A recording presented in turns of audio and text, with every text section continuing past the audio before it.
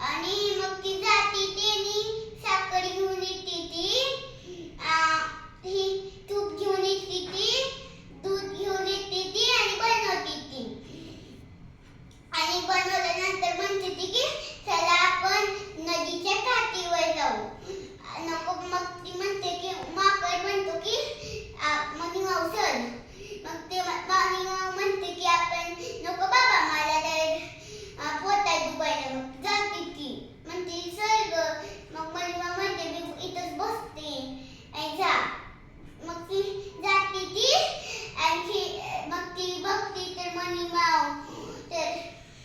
खीर झालेली असते मस्त वाटायला असतं ती थोडी खाऊन बघते तर मनी माऊ थोडं खाऊन बघते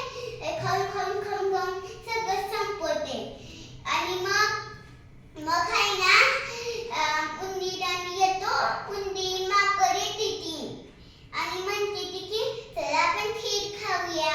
बघते तर खीरच नसते आणि म्हणते ती की अरे ही खीर कोणी खाल्ली मग खीर कोणी खाल्ली मग ती म्हणते ती की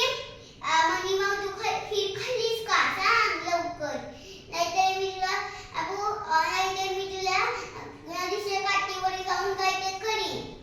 मग मनी माऊ म्हणते की नाही खाल्ली सर मग ती जाते ती नदीच्या काठीवर घागर घेऊन म्हणते ती की उंदीर बसतोय म्हणतो की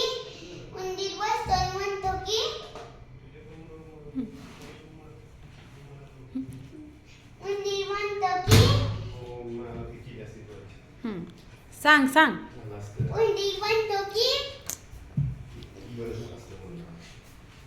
उंदीर म्हणतो की आपण मस्त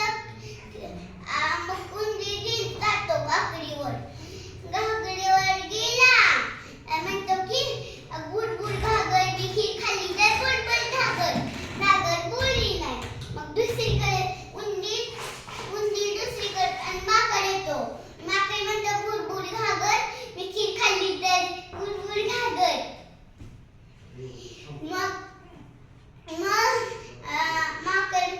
माकड गेल्यावर मनी माऊ जाते म्हणते की बुडबुड घागर मी खीर खाल्ली तर बुडबुडी घागर बुडली मग ती मनी माऊ म्हणते की परत कधी घडलं नाही असं आणि मग माकड म्हणतो की कधी खोटं नाही बोलायचं कधी हे नाही बोलायचं. All the best.